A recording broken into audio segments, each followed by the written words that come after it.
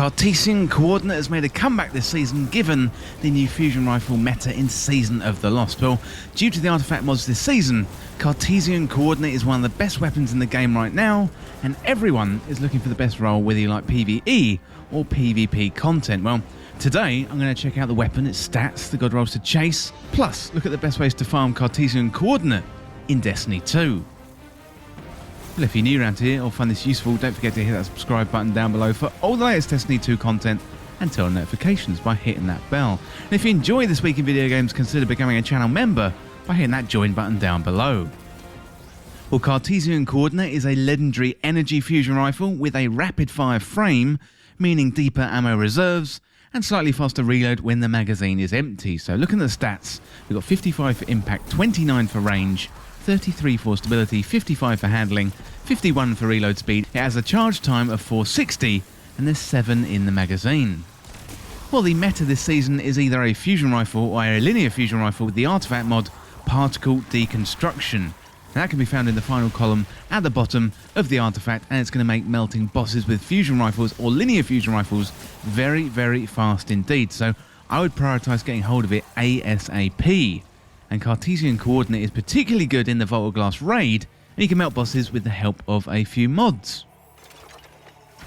Well, next up today, let's have a look at the Cartesian Coordinate God Roll Guide.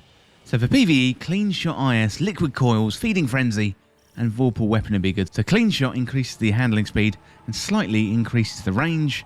Liquid Coils increase the impact damage, then Feeding Frenzy increases the reload speed after rapid kills, and finally you got Vorpal Weapon, and that increases the damage against bosses, vehicles, and guardians in their super.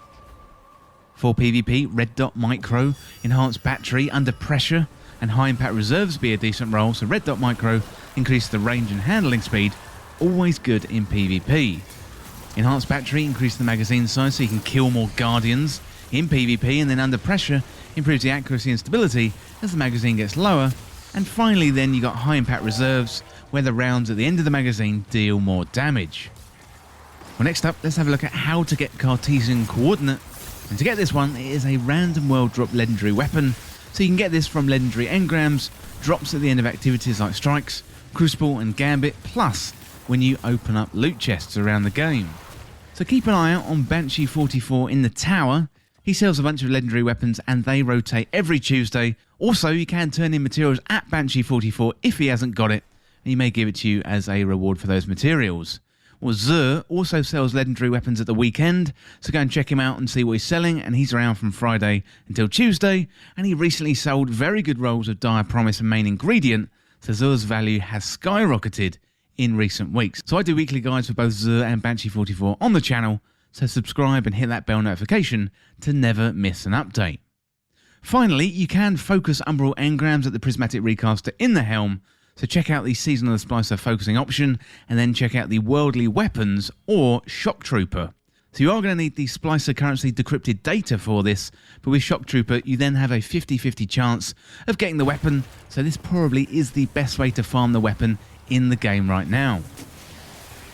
Well, we've talked about the stats, the God Roll Guide, and how to get Cartesian Coordinate. But next up, let's have a look at the lore. Lore has been really good over the last few seasons, and I do like to go through the lore to make sure you don't miss a story beat. So we've got Cartesian Coordinate lore. Where does one end and the other begin? It was all quiet in the gulch, save for the occasional chirp of birds and the gentle trickle of the river. It might have been peaceful, Chalco Yong thought as she crept along the bank, as if it wasn't so damn eerie. Where were the Cabal and their noisy injection rigs? Where were the thundering pike gangs, evidently taking the day off, just when it was most inconvenient? The hidden agent crouched, running her hand over the smooth stones cluttering the shore. She was hoping to have good news for her next report. Ikora looked so tired at their last check-in. No wonder. Even before the pyramids arrived, it felt like their enemies were multiplying at the same rate as their allies were decreasing. Now, with the 4 celestial bodies stolen out the sky, that trend seemed to be accelerating. And here she was, following a tenuous lead on the whereabouts of the infamous Light Kell into a dead zone. She briefly considered turning her radio on and checking in, but then she saw it. The ideal skipping stone, palm-shaped and perfectly worn. She picked it up and with a well-timed flick, sent it spinning across the water. The mirror image of blue sky and pine treetops rippled once, twice, 6 times before gravity outweighed momentum, pulling the stone beneath the surface. Suddenly, a frenetic rustling broke out all around her. The trees quivered as hundreds of birds burst forth, shrieking in alarm as they circled in the sky. Chalco whipped around, rifle at the ready, but there was no one. She slowed her breathing, ears open for the telltale whine of speeding pikes, and the wispy hairs on the back of her neck stood to attention as the air crackled with electricity.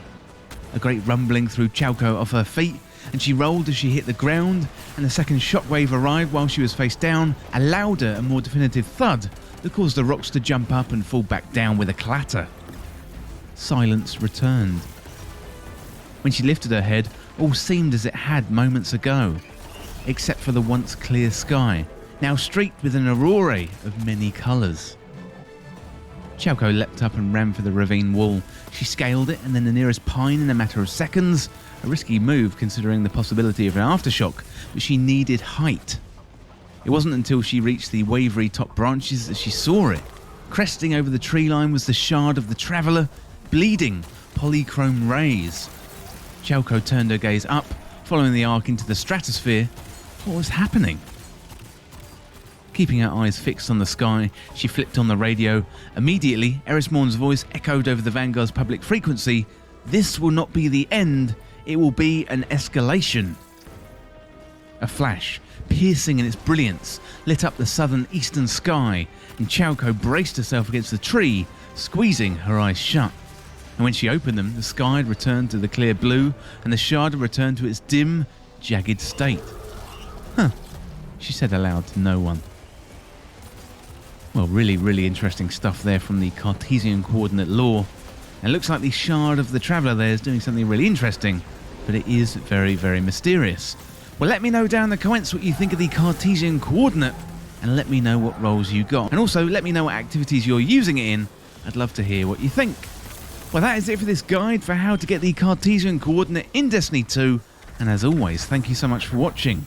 For more Destiny 2 content like this, hit that subscribe button down below and subscribe to This Week in Video Games. If you want to join the community, check out the Discord link in the description, or you can follow me on Twitter at TWIFG Podcast. If you enjoyed this video, found it useful, liking and sharing the video would really help me out. Otherwise, check out the other videos on the channel. Thanks again. I'll see you soon.